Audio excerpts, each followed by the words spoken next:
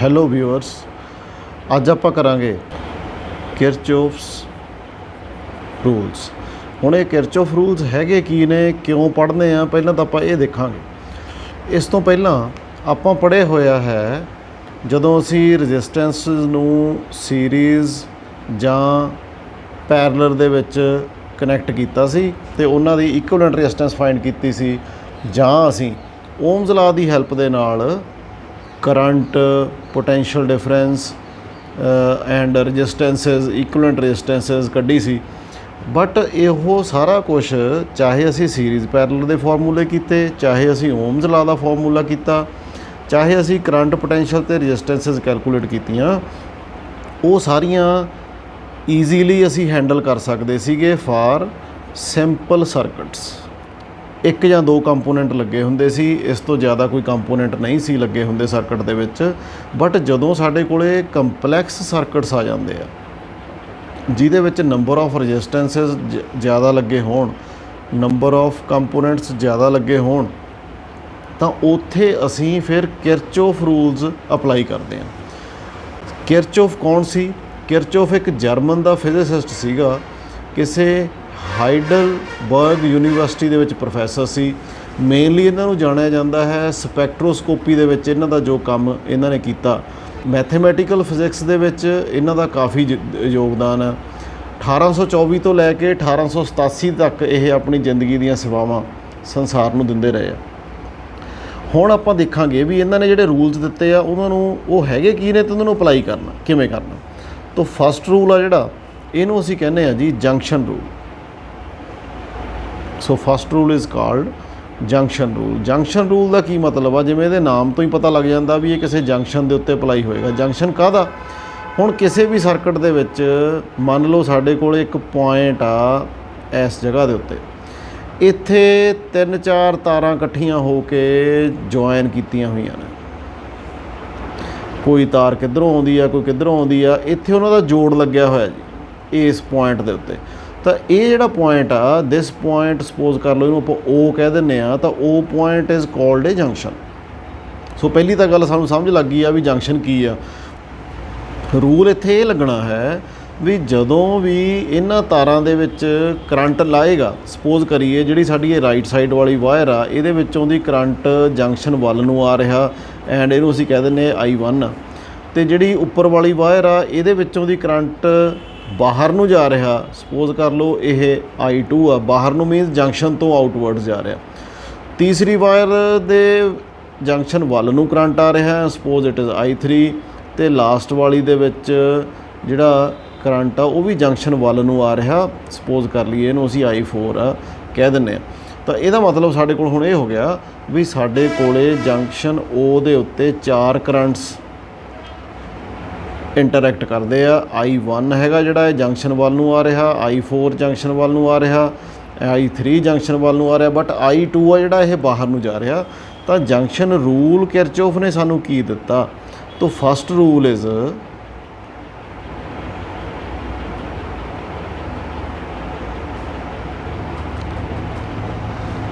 that all the currents meeting at a point, ਜਿਹਨੂੰ ਅਸੀਂ junction ਕਹਿੰਦੇ ਆ, ਜਿਹੜਾ ਪੁਆਇੰਟ ਆ ਉਹ ਜੰਕਸ਼ਨ ਹੈ, ਇਹਨਾਂ ਕਰੰਟਸ ਦਾ ਦੀ ਅਲਜਬਰਿਕ ਸਮ ਇਜ਼ 0। ਜਿਹੜੇ ਆਹ ਕਰੰਟਸ ਚਾਹੇ ਬਾਹਰ ਜਾ ਰਿਹਾ ਚਾਹੇ ਅੰਦਰ ਆ ਰਿਹਾ ਜੰਕਸ਼ਨ ਦੇ ਕੋਲੇ, ਉਹਨਾਂ ਦਾ ਅਲਜੈਬਰਿਕ ਸਮ 0 ਹੋਏਗਾ। ਕਿਉਂ ਅਲਜੈਬਰਿਕ ਸਮ ਲਵਾਂਗੇ ਇਹ ਵੀ ਪੜ੍ਹਦੇ ਹਾਂ, ਪਰ ਇਹਦਾ ਮਤਲਬ ਪੜ੍ਹ ਲਈਏ ਪਹਿਲਾਂ ਇਹਦਾ ਸਟੇਟਮੈਂਟ ਦਾ ਕੀ ਆ। ਇਹਦਾ ਮਤਲਬ ਇਹ ਆ ਵੀ ਜਿਹੜਾ ਕਰੰਟ ਜੰਕਸ਼ਨ ਦੇ ਵੱਲ ਨੂੰ ਆ ਰਿਹਾ ਉਹ ਪਲੱਸ I4 ਪਲੱਸ I3, ਇਹ ਤਿੰਨੇ ਜੰਕਸ਼ਨ ਵੱਲ ਨੂੰ ਆ ਰਿਹਾ, ਇਹਨਾਂ ਦਾ ਜਿਹੜਾ ਸਮ ਆ ਉਹ ਅਤੇ ਜਿਹੜਾ ਬਾਹਰ ਨੂੰ ਜਾ ਰਿਹਾ ਉਹਨੂੰ ਅਸੀਂ ਬਰਾਬਰ ਕਰ ਦਈਏ, ਇਹ I2 ਦੇ ਬਰਾਬਰ ਹੋਏਗਾ। ਮਤਲਬ ਅਲਜਬਰਿਕ ਸਮ ਹੁਣ ਇਹਨਾਂ ਦਾ 0 ਹੋ ਗਿਆ। ਕਿਉਂ? ਕਿਉਂਕਿ ਇਕੁਐਲਿਟੀ ਦੇ ਰਾਈਟ ਸਾਈਡ ਦੇ ਉੱਤੇ ਜਿਹੜਾ I2 ਆ, ਜੇ ਅਸੀਂ ਇਹਨੂੰ ਲੈਫਟ ਸਾਈਡ 'ਤੇ ਲੈ ਜਾਵਾਂਗੇ ਤਾਂ ਸਾਡੇ ਕੋਲ ਕੀ ਬਣਿਆ? ਇਹ ਬਣ ਗਿਆ ਜੀ I1 plus I4 plus I3। ਇਹ ਤਿੰਨੇ ਕਰੰਟ ਤਾਂ ਜੰਕਸ਼ਨ ਦੇ ਵੱਲ ਨੂੰ ਆ ਰਹੇ ਆ, minus I2 is equal to 0। So ये साडा फस्ट रूल बन गया, अलजैबरिक सम हो गया। हुण क्यों लेना अलजैबरिक सम? क्योंकि जिहड़ा करंट आ, करंट जिहड़ी साडी क्वांटिटी आ, ਇਹ एक स्केलर क्वांटिटी आ, स्केलर क्वांटिटी आ, भावें इहदी डायरैक्शन आ, बट क्योंकि ਇਹ वैक्टर लॉज ਨੂੰ फॉलो नहीं करता, इस करके current is a scalar quantity, इस करके ਅਸੀਂ ਇਹਦਾ अलजैबरिक सम ही लवांगे, वैक्टर सम नहीं ले सकते। जे ਇਹ एक वैक्टर क्वांटिटी ਹੁੰਦੀ फिर ਅਸੀਂ ਇਹਦਾ वैक्टर सम लैके ਇਹਨੂੰ सॉल्व कर सकते सी।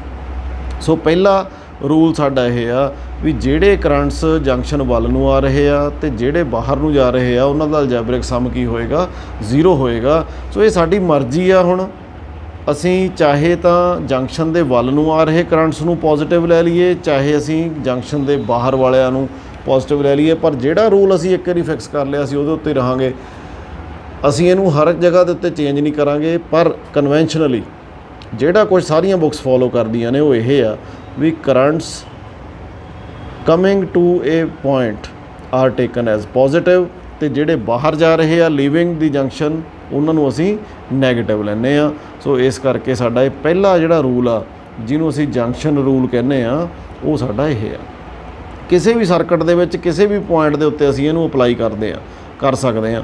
ਹੁਣ ਇਸ ਲੈਕਚਰ ਤੋਂ ਬਾਅਦ ਆਪਾਂ ਲਾਸਟ ਦੇ ਵਿੱਚ 2-3 ਇਹਦਾ ਇੱਕ ਦੋ ਨੂਮੈਰੀਕਲ ਕਰਕੇ ਦੇਖਾਂਗੇ, ਜਿਹਦੇ ਨਾਲ ਤੁਹਾਨੂੰ ਇਹ ਹੋਰ ਕਨਸੈਪਟ ਕਲੀਅਰ ਹੋ ਜਾਏਗਾ। ਸੋ ਹੁਣ ਅਸੀਂ ਸੈਕੰਡ ਰੂਲ ਤੇ ਆਈਏ। ਸੈਕੰਡ ਰੂਲ ਆ ਜਿਹੜਾ ਇਹਨੂੰ ਅਸੀਂ ਕਹਿੰਦੇ ਆ loop rule.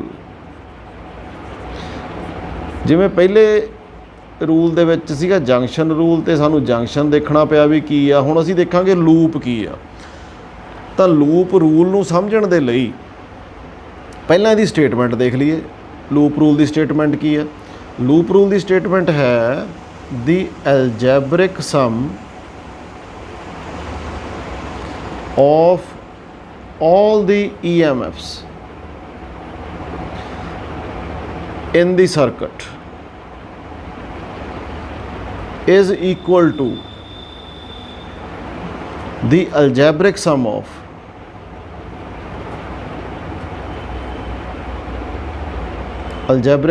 of the products of the resistances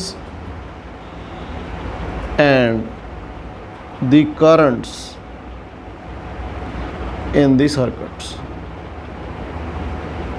मतलब की करांगे, एक पासे तो असी करांगे algebraic sum of EMFs, दूसरे पासे की करांगे algebraic sum of products of currents and resistance। जिमें ਸਾਡੇ ਕੋਲੇ ਇੱਕ ਸਰਕਟ ਦੇ ਵਿੱਚ 3 ਜਾਂ 4 ਸਪੋਜ਼ ਕਰ ਲਈਏ ਰੈਜ਼ਿਸਟੈਂਸਸ ਜੇ ਕਰੰਟਸ ਹੋਣ, ਤਾਂ ਅਸੀਂ ਕਰਾਂਗੇ I1 R1, I2 R2, I3 R3, I4 R4। ਮਤਲਬ ਜੇ 4 ਰੈਜ਼ਿਸਟੈਂਸਸ ਨੇ, 4 ਕਰੰਟਸ ਨੇ, ਤਾਂ ਉਹਨਾਂ ਦਾ ਪ੍ਰੋਡਕਟ ਕਰ ਲਾਂਗੇ। ਪਹਿਲਾਂ ਪ੍ਰੋਡਕਟਸ ਨੂੰ ਕੀ ਕਰਾਂਗੇ, ਫਿਰ ਉਹਨਾਂ ਦਾ ਸਮ ਕਰ ਦਾਂਗੇ। ਸੋ ਆਹ ਵਾਲੀ ਸਟੇਟਮੈਂਟਸ ਆ ਜਿਹੜੀ ਅਲਜੈਬਰਿਕ ਸਮ ਆਫ ਕਾਹਦਾ?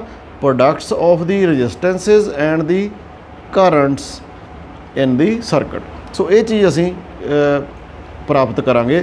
ਸੋ ਆਓ ਹੁਣ ਦੇਖੀਏ ਸਰਕਟ ਦੇ ਉੱਤੇ ਇਹਨੂੰ ਕਿਵੇਂ ਅਪਲਾਈ ਕਰਨਾ।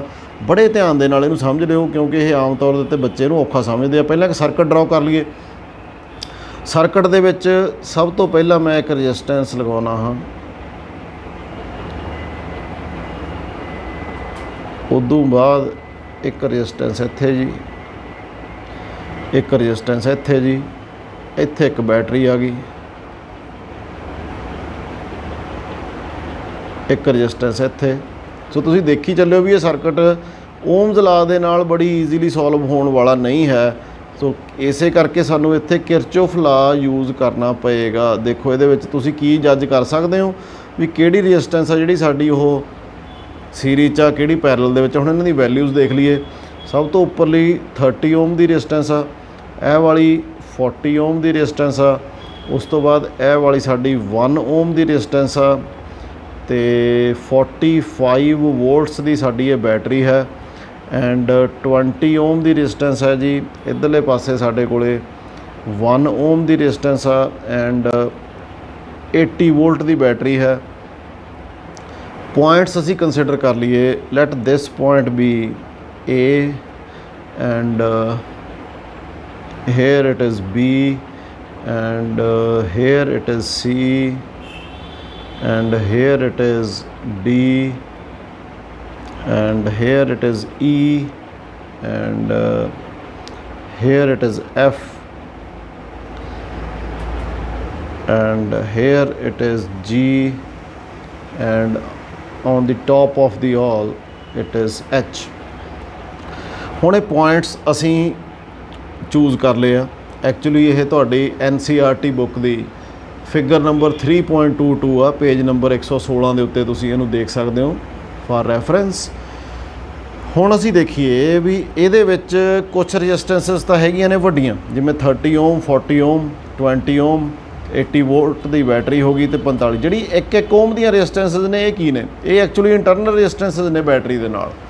ਸੋ ਜਿਹੜੀਆਂ ਇੰਟਰਨਲ ਰਜਿਸਟੈਂਸ ਸੈੱਲ ਦੀਆਂ ਹੋਣਗੀਆਂ, ਦੋਨੇ 80 ਵੋਲਟ ਦੇ ਨਾਲ ਵੀ ਇੱਕ ਹੈਗੀ ਆ ਤੇ 45 ਵੋਲਟ ਦੇ ਨਾਲ ਵੀ ਇੱਕ ਹੈਗੀ ਆ, ਇਹ ਇਹਨਾਂ ਦੀਆਂ ਇੰਟਰਨਲ ਰਜਿਸਟੈਂਸਿਸ ਨੇ। ਹੁਣ ਇਹਦੇ ਉੱਤੇ ਅਸੀਂ ਦੋਨੇ ਰੂਲ ਲਗਾ ਸਕਦੇ ਹਾਂ। ਪਹਿਲਾਂ ਤਾਂ ਸੈਕੰਡ ਰੂਲ ਨੂੰ ਅਸੀਂ ਸਮਝੀਏ। ਇਹਦੇ ਵਾਸਤੇ ਸਾਨੂੰ ਲੂਪ ਰੂਲ ਕਿਹਾ ਗਿਆ। ਹੁਣ ਲੂਪ ਇਹਦੇ ਵਿੱਚ ਸਾਨੂੰ ਕੰਸੀਡਰ ਕਰਨਾ ਪੈਣਾ। ਕਰੰਟਸ ਦੀ ਇਹਦੇ ਵਿੱਚ ਵੈਲਿਊ ਅਸੀਂ ਬਣਾ ਲਈਏ। ਇੱਧਰਲੇ ਪਾਸੇ ਨੂੰ ਕਰੰਟ ਹੈ ਜੀ ਸਾਡਾ I1 and I2 going downwards, I3 coming towards the junction, I2 is here again. Okay, ਸੋ ਹੁਣ ਅਸੀਂ ਦੇਖੀਏ ਇਹਦੇ ਉੱਤੇ ਅਸੀਂ ਲੂਪ ਰੂਲ, ਪਹਿਲਾਂ A ਪੁਆਇੰਟ ਦੇ ਉੱਤੇ ਜੰਕਸ਼ਨ ਰੂਲ ਲਾ ਕੇ ਦੇਖੀਏ। ਜੰਕਸ਼ਨ ਰੂਲ ਐਟ A ਦੇ ਉੱਤੇ ਜੰਕਸ਼ਨ ਰੂਲ ਆਈਏ। A ਵਾਲਾ ਸਾਡਾ ਆਹ ਵਾਲਾ ਪੁਆਇੰਟ ਆ ਗਿਆ। ਇਹਦੇ ਉੱਤੇ ਦੇਖੀਏ I3 ਤਾਂ ਜੰਕਸ਼ਨ ਦੇ ਵੱਲ ਨੂੰ ਆ ਰਿਹਾ ਤੇ ਇਹਦਾ ਮਤਲਬ ਇਹ ਪੋਜ਼ਿਟਿਵ ਹੋ ਗਿਆ, ਤੇ I2 ਤੇ I1 ਦੂਰ ਜਾ ਰਹੇ ਆ, ਇਹਦਾ ਮਤਲਬ ਇਹ ਹੋਇਆ ਵੀ -I1 -I2 = 0। ਇਹ ਸਾਡਾ ਜੰਕਸ਼ਨ ਰੂਲ ਦੀ ਸਾਡੀ ਇਕੁਏਸ਼ਨ ਆ ਜਾਏਗੀ। ਇਹਨੂੰ ਮੈਂ 1 ਨੰਬਰ ਕਹਿ ਦਿੰਦਾ। ਹੁਣ ਅਸੀਂ ਲਾਈਏ ਜੀ ਲੂਪ ਰੂਲ। ਲੂਪ ਅਸੀਂ ਕੰਸੀਡਰ ਕਰੀਏ ਸਭ ਤੋਂ ਪਹਿਲਾਂ AH। ਸੋ ਫਸਟ ਲੂਪ ਕੀ ਹੁੰਦਾ? ਉਹ ਆਕ੍ਰਿਤੀ ਜਿਹੜੀ ਦੋਨੇ ਪਾਸਿਓਂ ਬੰਦ ਹੋਵੇ। ਹੁਣ A ਪੁਆਇੰਟ 'ਤੇ ਧਿਆਨ ਦਿਓ, ਉਦੋਂ ਬਾਅਦ H 'ਤੇ ਆ ਜਾਓ, AH D, ਉਦੋਂ ਬਾਅਦ ਅਸੀਂ ਆ ਜਾਈਏ E ਨੀਚੇ, ਉਦੋਂ ਬਾਅਦ ਆ ਜਾਈਏ ਜੀ F ਆ ਸਾਡੇ ਕੋਲੇ, ਐਂਡ F ਤੋਂ ਬਾਅਦ ਸਾਡੇ ਕੋਲੇ G ਪੁਆਇੰਟ ਆ ਗਿਆ, G ਤੋਂ ਬਾਅਦ ਫਿਰ ਅਗੇਨ A 'ਤੇ ਆ ਗਏ। ਸੋ ਇਸ ਤਰ੍ਹਾਂ ਇਹ ਇੱਕ ਲੂਪ ਬਣ ਗਿਆ ਜਿਹੜਾ ਪੂਰੀ ਪੈਰੀਫੈਰੀ ਦੇ ਇੱਕ ਘੁੰਮਦਾ ਹੈ। ਹੁਣ ਇਸ ਲੂਪ 'ਤੇ ਅਸੀਂ ਕਿਰਚੋਫ ਦਾ ਸੈਕੰਡ ਰੂਲ ਲਗਾਵਾਂਗੇ। ਲੂਪ ਅਸੀਂ ਦੇਖ ਲਿਆ ਹੈ AH।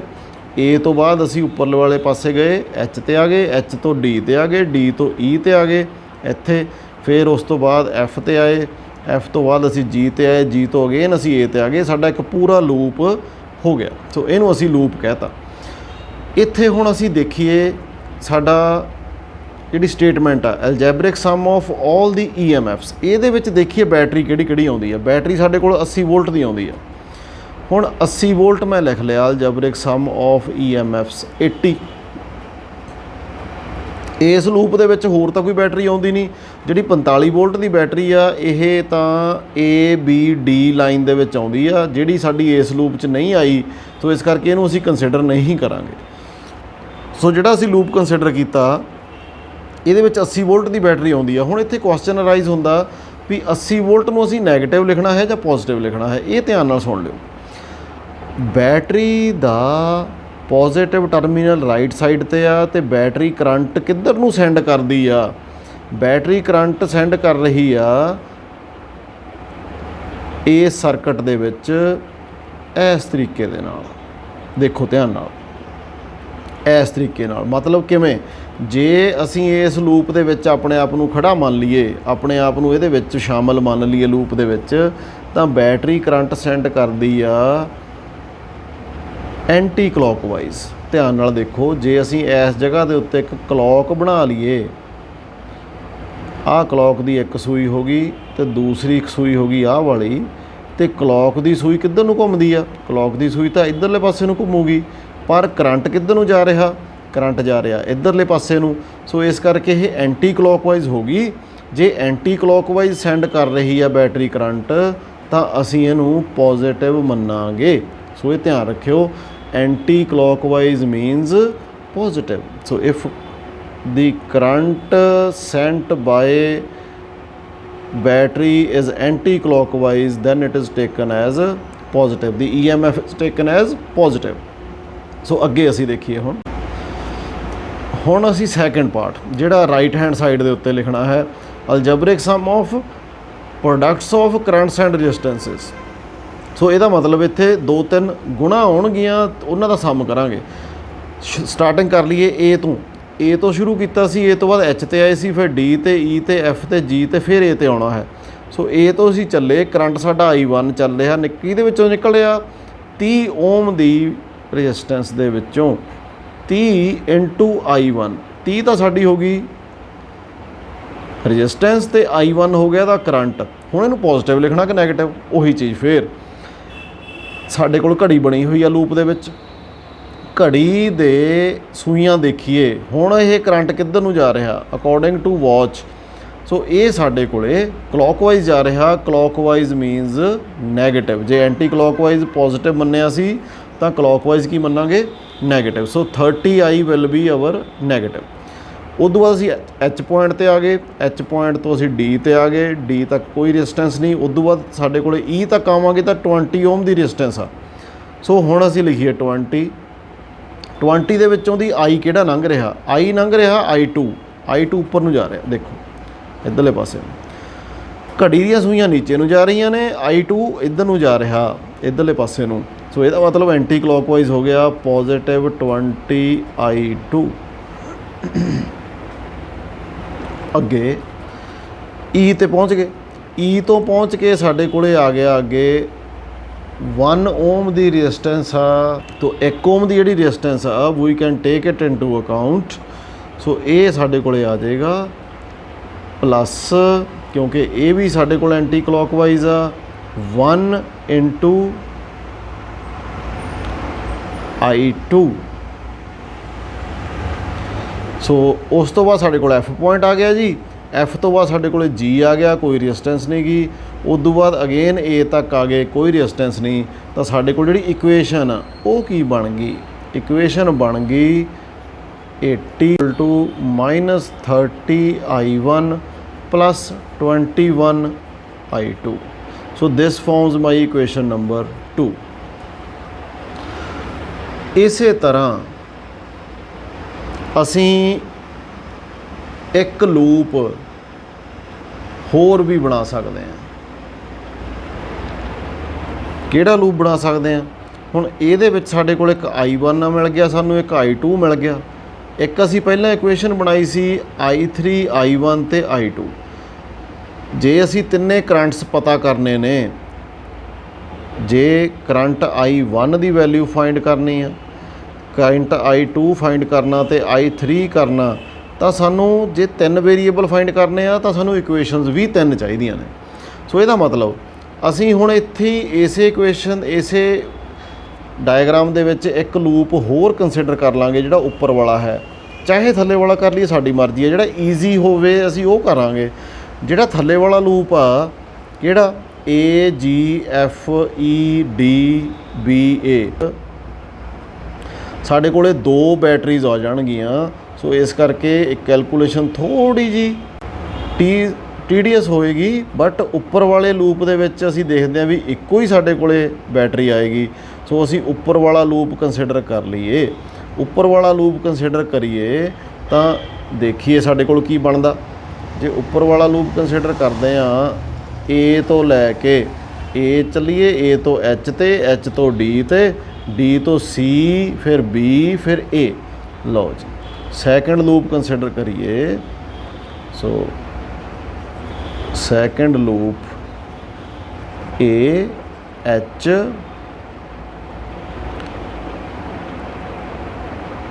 थोड़ा छोटा कर लिए, AHD BA।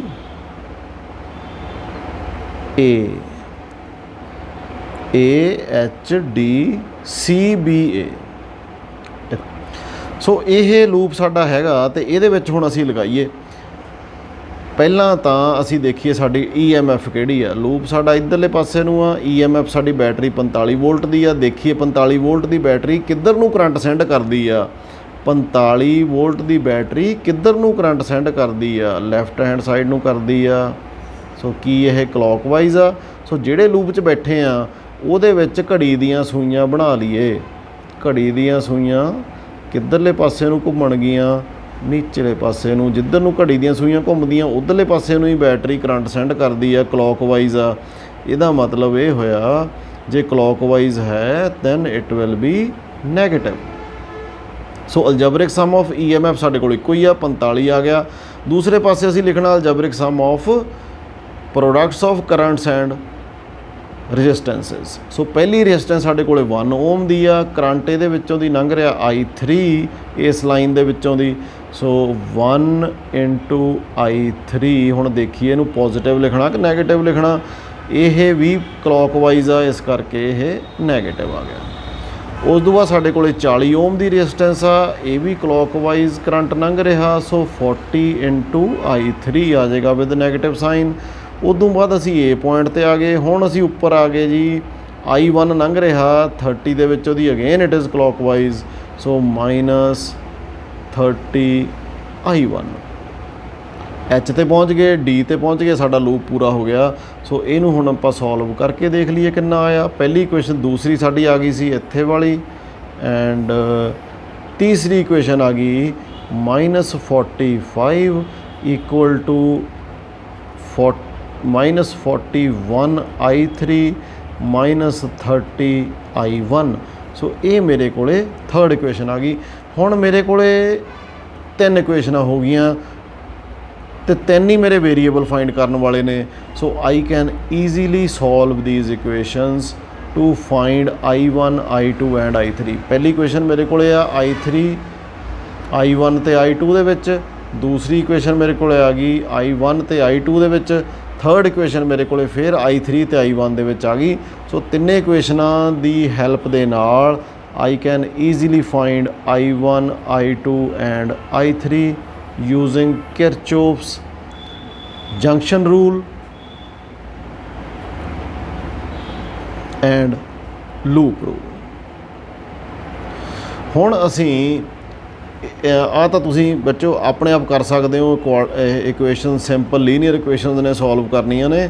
ਸੋ ਇੱਕ ਸਰਕਟ ਡਾਇਗਰਾਮ ਹੋਰ ਦੇਖ ਲਈਏ।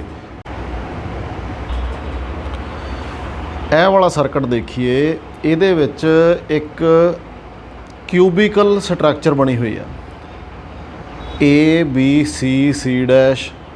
ਉਦੋਂ ਬਾਅਦ ਤੁਸੀਂ ABB', A' ਨੂੰ ਦੇਖੋ। ਸੋ ਹਰੇਕ ਕਿਊਬ ਦੀ ਹਰੇਕ ਸਾਈਡ ਦੇ ਉੱਤੇ ਇੱਕ ਰੈਜ਼ਿਸਟੈਂਸ ਲੱਗੀ ਹੋਈ ਆ, ਜਿਹੜੀ 1 ਓਮ ਦੀ ਰੈਜ਼ਿਸਟੈਂਸ ਆ ਸਾਰੀਆਂ। ਨੀਚੇ ਇੱਕ 10 ਵੋਲਟ ਦੀ ਬੈਟਰੀ ਲੱਗੀ ਹੋਈ ਆ। ਅਸੀਂ ਇਹਦੇ ਵਿੱਚ R ਇਕੁਇਵਲੈਂਟ ਫਾਈਂਡ ਕਰਨੀ ਆ ਤੇ ਕਰੰਟ ਫਾਈਂਡ ਕਰਨਾ at each edge of the cube. ਮਤਲਬ ਹਰੇਕ ਕਾਰਨਰ ਦੇ ਉੱਤੇ ਕਿੰਨਾ ਕਰੰਟ ਆ ਰਿਹਾ ਹੈ ਉਹ ਫਾਈਂਡ ਕਰਨਾ। ਹੁਣ ਕੀ ਤੁਸੀਂ ਇਮੈਜਿਨ ਕਰ ਸਕਦੇ ਹੋ ਵੀ ਇਹਨੂੰ ਅਸੀਂ ਇਸ ਤਰੀਕੇ ਨਾਲ ਕਰ ਲਈਏ ਵੀ ਇਹਨੂੰ ਸੀਰੀਜ਼ ਪੈਰਲਲ ਵਾਲੀ ਕੰਬੀਨੇਸ਼ਨ ਲਾ ਕੇ ਕਰ ਲਈਏ। ਸੋ ਇੱਦਾਂ ਦੇ ਸਰਕਟਸ ਨੂੰ ਤੁਸੀਂ ਕੇਵਲ ਤੇ ਕੇਵਲ ਕਿਰਚੋਫ ਰੂਲਸ ਲਗਾ ਕੇ ਹੀ ਡੀਲ ਕਰ ਸਕਦੇ ਹੋ, ਔਰ ਬੜੇ ਈਜ਼ੀ ਮੈਥਡ ਦੇ ਨਾਲ। ਆਪਾਂ ਹੁਣੇ ਕਰਕੇ ਦੇਖਾਂਗੇ, 2-3 ਸਟੈਪਸ ਦੇ ਵਿੱਚ ਆਪਾਂ ਇਕੁਇਵਲੈਂਟ ਰੈਜ਼ਿਸਟੈਂਸ 'ਤੇ ਪਹੁੰਚ ਜਾਵਾਂਗੇ। ਸੋ ਆਈਏ ਦੇਖੀਏ ਕਿਵੇਂ ਕਰੀਏ।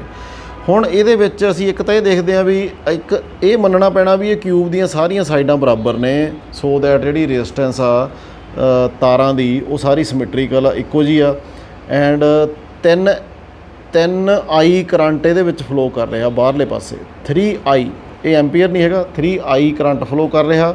10 ਵੋਲਟ ਦੀ ਬੈਟਰੀ ਲੱਗੀ ਹੋਈ ਆ, EMF ਸਾਡੇ ਕੋਲੇ 10 ਵੋਲਟ ਆ। ਅਤੇ 3I ਕਰੰਟ ਆ ਜਿਹੜਾ, ਇਹ ਧਿਆਨ ਨਾਲ ਦੇਖੀਏ A ਪੁਆਇੰਟ ਦੇ ਉੱਤੇ। A ਪੁਆਇੰਟ ਦੇ ਉੱਤੇ ਆ ਕੇ ਇਹ 3 ਹਿੱਸਿਆਂ 'ਚ ਵੰਡਿਆ ਜਾਂਦਾ। IB ਵਾਲੇ ਪਾਸੇ ਨੂੰ ਚਲਾ ਜਾਂਦਾ, ID ਵਾਲੇ ਪਾਸੇ ਨੂੰ ਚਲਾ ਜਾਂਦਾ ਅਤੇ IA' ਵਾਲੇ ਪਾਸੇ ਨੂੰ ਉੱਪਰ ਨੂੰ ਚਲਾ ਜਾਂਦਾ।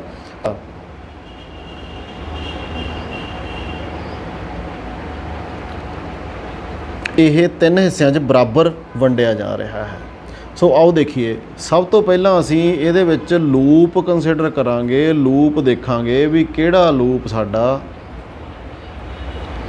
ਚੱਲ ਰਿਹਾ ਹੈ, ਲੂਪ ਕਿਹੜਾ ਲੱਗੇਗਾ। ਸਟਾਰਟ ਕਰੀਏ A ਪੁਆਇੰਟ ਤੋਂ, A ਪੁਆਇੰਟ ਤੋਂ ਆ ਜਾਈਏ B ਦੇ ਉੱਤੇ, B ਤੋਂ ਆ ਜਾਈਏ C ਦੇ ਉੱਤੇ, C ਤੋਂ ਆ ਜਾਈਏ ਅਸੀਂ C ਡੈਸ਼ ਦੇ ਉੱਤੇ, ਉੱਪਰ ਪਹੁੰਚ ਗਏ। C ਡੈਸ਼ ਤੋਂ ਅਸੀਂ ਆ ਜਾਈਏ E ਪੁਆਇੰਟ ਦੇ ਉੱਤੇ। E ਕਿੱਥੇ ਆ? ਇੱਧਰ ਨੂੰ ਵਾਪਸ ਮੁੜਿਆ ਆਹ ਲਾਈਨ ਦੇ ਅਕੋਰਡਿੰਗ, ਇੱਧਰਲੇ ਪਾਸੇ ਨੂੰ ਜਿੱਧਰ ਨੂੰ ਕਰੰਟ ਮੁੜਿਆ। So E point is near the battery, ਇੱਥੇ ਸਾਡੇ ਕੋਲ E ਪੁਆਇੰਟ ਆ ਗਿਆ। E ਤੋਂ ਬਾਅਦ ਅਸੀਂ ਵਾਪਸ A 'ਤੇ ਆ ਗਏ ਜੀ। ਲਓ ਜੀ, ਇਹ ਸਾਡਾ ਲੂਪ ਅਸੀਂ ਕੰਸੀਡਰ ਕਰ ਲਿਆ। ਲੂਪ ਦੇ ਵਿੱਚ ਹੁਣ ਅਸੀਂ ਕਿਰਚੋਫ ਦਾ ਸੈਕੰਡ ਰੂਲ ਲਗਾਈਏ। ਸਭ ਤੋਂ ਪਹਿਲਾਂ ਦੇਖੀਏ ਵੀ ਸਾਡੀ EMF ਕਿੰਨੀ ਆ। EMF ਹੈਗੀ ਆ 10 ਵੋਲਟ ਦੀ। ਮੈਂ ਫਿਲਹਾਲ ਇਹਨੂੰ ਅਸੀਂ 10 ਵੋਲਟ ਲਿਖ ਲੈਂਦੇ ਹਾਂ। ਹੁਣ ਦੇਖੀਏ ਇਹਦਾ ਸਾਈਨ ਕੀ ਆਉਂਦਾ ਹੈ। ਇਹ ਕਰੰਟ ਕਲੋਕਵਾਈਜ਼ ਸੈਂਡ ਕਰਦੀ ਆ ਜਾਂ ਐਂਟੀ ਕਲੋਕਵਾਈਜ਼ ਸੈਂਡ ਕਰਦੀ ਆ। ਹੁਣ ਜਿੱਥੇ ਮੈਂ E ਦੇ ਉੱਤੇ ਸਰਕਲ ਲਗਾਇਆ, ਇਹਦੇ ਵਿੱਚ ਇੱਕ ਘੜੀ ਇਮੈਜਨ ਕਰ ਲਓ ਅਤੇ ਘੜੀ ਨੂੰ ਦੇਖੋ, ਘੜੀ ਦੀਆਂ ਸੂਈਆਂ ਕਿੱਧਰ ਨੂੰ ਘੁੰਮਦੀਆਂ ਨੇ ਅਤੇ ਕੀ ਕਰੰਟ ਉੱਧਰ ਨੂੰ ਹੀ ਘੁੰਮ ਰਿਹਾ ਲੂਪ 'ਚ, ਬਿਲਕੁਲ ਉੱਧਰ ਨੂੰ ਕਲੋਕਵਾਈਜ਼ ਆ। ਇਸ ਕਰਕੇ it will B with negative sign. So EMF ਦਾ ਅਲਜਬਰਿਕ ਸਮ, ਹੋਰ EMF ਕੋਈ ਇਹਦੇ ਵਿੱਚ ਹੈ ਨਹੀਂ ਗੀ ਇਸ ਲੂਪ ਦੇ ਵਿੱਚ। ਸੋ ਇਸ ਕਰਕੇ ਸਾਡੇ ਕੋਲ EMF ਦਾ ਅਲਜਬਰਿਕ ਸਮ ਆ ਗਿਆ -10 ਵੋਲਟ। ਇਹ ਬਰਾਬਰ ਹੁਣ ਕਿਹਦੇ ਆ? ਇਸੇ ਲੂਪ ਦੇ ਵਿੱਚ ਜਿੰਨੀਆਂ ਰੈਜ਼ਿਸਟੈਂਸਿਸ ਆਉਂਦੀਆਂ ਨੇ ਉਹਨਾਂ ਦੇ ਵਿੱਚ ਜਿੰਨਾ ਕਰੰਟ ਲੰਘਦਾ ਉਹਨੂੰ ਗੁਣਾ ਕਰ ਦਈਏ ਅਤੇ ਫਿਰ ਉਹਨਾਂ ਦਾ ਅਸੀਂ ਅਲਜਬਰਿਕ ਸਮ ਲੈ ਲਈਏ। ਸੋ ਫਸਟ ਅਸੀਂ A ਪੁਆਇੰਟ ਤੋਂ B ਪੁਆਇੰਟ ਵਾਲੇ ਪਾਸੇ ਨੂੰ ਚੱਲੀਏ ਅਤੇ 1 ਓਮ ਦੀ ਸਾਡੀ ਰੈਜ਼ਿਸਟੈਂਸ ਆ, ਐਂਡ ਮੈਂ ਇਹਨੂੰ R ਹੀ ਲਿਖ ਲੂँਗਾ, ਓਮ ਨੂੰ, 1 ਓਮ ਨੂੰ। ਸੋ R ਦੀ ਵੈਲਿਊ ਬਾਅਦ 'ਚ ਪੁੱਟ ਕਰ ਲਾਂਗੇ। ਕਰੰਟ ਕਿੰਨਾ ਲੰਘ ਰਿਹਾ ਜੀ ਇਹਦੇ ਵਿੱਚ? I ਲੰਘ ਰਿਹਾ, ਐਂਡ ਘੜੀ ਦੀਆਂ ਸੂਈਆਂ ਦੇਖੀਏ ਕਲੋਕਵਾਈਜ਼ ਲੰਘ ਰਿਹਾ, ਇਹਦਾ ਮਤਲਬ ਨੈਗੇਟਿਵ। B ਪੁਆਇੰਟ 'ਤੇ ਪਹੁੰਚ ਗਏ। B ਪੁਆਇੰਟ ਤੋਂ C ਤੱਕ ਜਾਈਏ ਤਾਂ ਕਰੰਟ I/2 ਆ। ਸੋ I/2 ਹੈ ਸਾਡਾ ਕਰੰਟ, ਰੈਜ਼ਿਸਟੈਂਸ ਸਾਡੀ R, ਕਿਉਂਕਿ ਸਾਰੀਆਂ ਰੈਜ਼ਿਸਟੈਂਸਿਸ ਬਰਾਬਰ ਨੇ, ਅਸੀਂ R ਹੀ ਲਵਾਂਗੇ। ਹੁਣ ਦੇਖੀਏ ਸਾਈਨ ਕੀ ਆਉਂਦਾ ਹੈ। ਸਾਈਨ ਇੱਥੇ ਵੀ ਘੜੀ ਬਣਾ ਕੇ ਦੇਖ ਲਓ, it is clockwise, so negative. C ਤੋਂ ਲੈ ਕੇ C ਡੈਸ਼ ਤੱਕ I ਕਰੰਟ ਹੈ ਸਾਡੇ ਕੋਲੇ, ਐਂਡ ਰੈਜ਼ਿਸਟੈਂਸ R ਹੈ। ਕਰੰਟ ਇਜ਼ ਕਲੋਕਵਾਈਜ਼, ਉੱਪਰਲੇ ਪਾਸੇ ਨੂੰ ਹੀ ਹੈ, ਅਤੇ ਇਹਦਾ ਮਤਲਬ ਇਹ ਹੋਇਆ ਵੀ ਇਹ ਵੀ ਸਾਡੇ ਕੋਲੇ ਨੈਗੇਟਿਵ ਸਾਈਨ ਆਏਗਾ। ਇਸ ਤੋਂ ਬਾਅਦ C ਡੈਸ਼ ਤੋਂ ਬਾਅਦ ਅਗੇਨ ਅਸੀਂ ਵਾਪਸ ਆ ਜਾਂਦੇ ਹਾਂ। ਕੋਈ ਰੈਜ਼ਿਸਟੈਂਸ ਨਹੀਂ ਗੀ ਰਾਹ ਦੇ ਵਿੱਚ, ਸਿੱਧੀ ਬੈਟਰੀ ਆ ਗਈ ਅਤੇ ਹੋਰ ਕੋਈ ਰੈਜ਼ਿਸਟੈਂਸ ਨਹੀਂ। A ਪੁਆਇੰਟ 'ਤੇ ਵਾਪਸ ਆ ਗਏ ਤਾਂ ਇਹਦਾ ਮਤਲਬ ਸਾਡੀ ਆਹ ਵਾਲੀ ਇਕੁਏਸ਼ਨ ਸਾਡੀ ਬਣ ਗਈ ਹੈ। ਇਹਨੂੰ ਹੁਣ ਅਸੀਂ ਥੋੜ੍ਹਾ ਜਿਹਾ ਰੀਅਰੇਂਜ ਕਰ ਲਈਏ, then we will what we will get। देखिए -I/2 -I। ਸੋ ਇਹ ਮੇਰੇ ਕੋਲੇ ਨਾਲ ਇਹਨਾਂ ਸਾਰਿਆਂ ਦੇ ਬਾਹਰ ਕਾਮਨ ਆ ਗਿਆ R। ਇਹ ਮੇਰੀ ਇਕੁਏਸ਼ਨ ਬਣ ਗਈ।